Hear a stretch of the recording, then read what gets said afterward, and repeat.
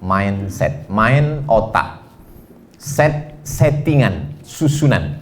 Jadi di sini memang sudah disetting. Ini laki-laki, ini perempuan. Di sini letak kamera, di sini letak pembawa acara, di sini letak Pak Ketua, di sini penceramah. Ini settingan. Nah, ada settingan itu yang rusak, dan settingan itu berada di kepala kita. Maka disebut dia dengan mindset. Mind otak, settingan, susunan otaknya itu salah. Kalau bahasa orang di pasaran, kenapa dia begitu? Melintang otaknya, sungsang otaknya. Mohon maaf, mungkin kasar, tapi memang begitulah yang terjadi. Mind, otak, settingan, susunannya. Ada juga yang mengartikan mindset ini lain. Mind, otak, setan. Mindset, otak, setan. Kalau bicara dengan dia yang baik-baik 5 menit pertama aja, masuk ke 6, setan udah mulai bekerja. Nauzubillah. Jadi mindset itu orang sudah mengkotakkan, menempatkan Abdul Somad sebagai ustadz terkenal. Ini meniru bahasa Pak Ketua tadi, katanya bukan kaleng-kaleng.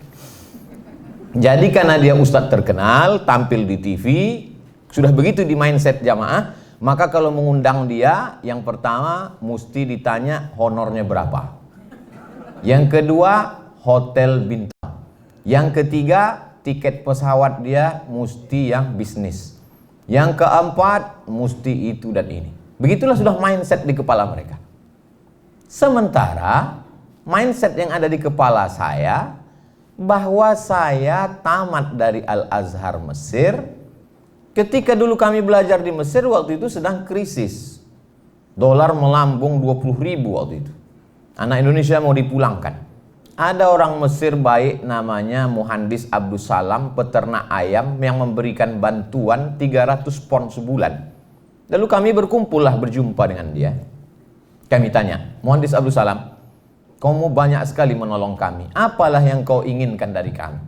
Apa kata Muhandis Abdul Salam? Tak usah kalian doakan saya, pulang kalian ke Indonesia, sebarkan Islam ini. Itulah yang ada di mindset kepala saya.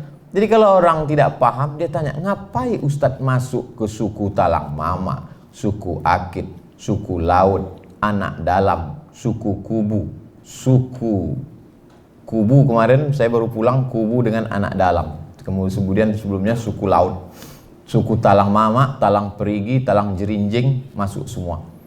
Karena mindset bahwa saya mesti menyampaikan ini. Karena kalau tidak saya akan ditanya di hadapan Allah Subhanahu wa taala. Ini pentingnya mindset kita, karena kalau salah ini luar biasa. Sebagai ustadz, kalau saya posisikan diri saya mesti dilayani orang. Nanti kalau lambat menjemput, marah. Kalau tidak dikasih tiket bisnis, marah. Kalau tidak nanti diletakkan di hotel bintang 5, marah. Karena sudah menempatkan diri. Kalau bahasa orang Melayu, itu mempertinggi tempat jatuh.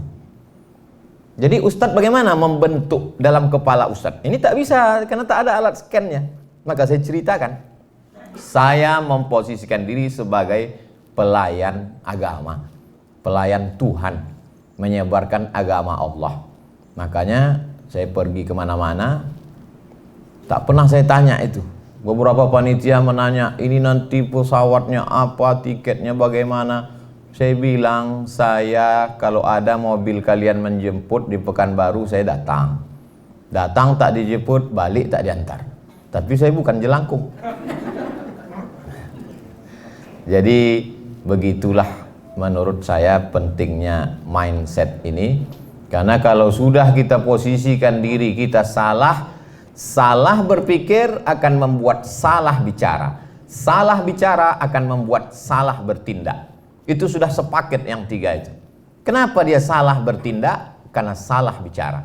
Kenapa salah bicara? Karena salah berpikir. Kalau Bapak Ibu memposisikan diri mesti dilayani orang, sulit.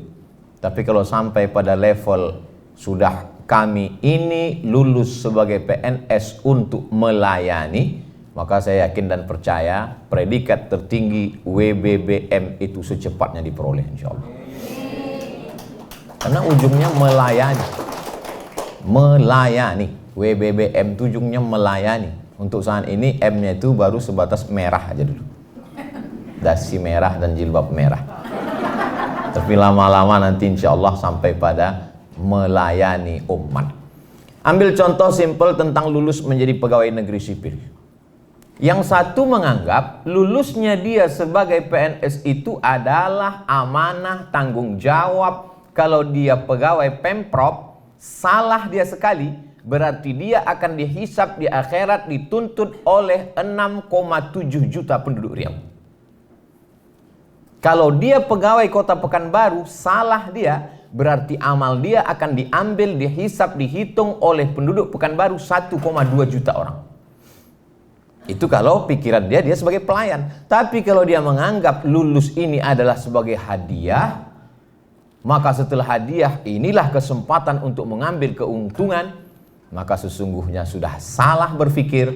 Efek dari salah berpikir akan salah bicara, efek dari salah berpikir akan salah bertindak. Jadi memang mindset ini betul-betul diluruskan, dan itulah yang selalu diulang-ulang dalam khutbah Jumat, dalam tausiah, bahwa kita ini adalah hamba Allah, bukan hamba harta, bukan hamba kuasa, bukan hamba apa-apa, tapi kita memang betul-betul memposisikan diri ini adalah sebagai amanah yang diberikan Allah Subhanahu wa Ta'ala. Kalau ada dua anak lajang mau meminang anak gadis, cantik jelita, rupawan, bangsawan, berdarah biru, ketika fit and proper test ditanya, kamu bisnis Pak, kamu PNS, kira-kira ibu sebagai ibu yang melahirkan anak gadis tadi milih PNS atau yang tak PNS? Diam tuh dalam hadisnya as-sukutu alamatur ridho, diam tanda setuju. Orang akan milih PNS karena PNS ada jaminan, PNS ada kesejahteraan, PNS ada masa depan. Jadi menjadi PNS satu sisi adalah hadiah prestasi, tapi di sisi lain juga adalah tanggung jawab di hadapan Allah Subhanahu wa Ta'ala. Saya yakin dan percaya Pengadilan Tinggi Agama Pekanbaru mendapatkan wilayah bebas korupsi itu adalah karena mindsetnya yang sudah lurus tadi, insya Allah. Amin. Tapi lurus pagi bisa bengkok siang.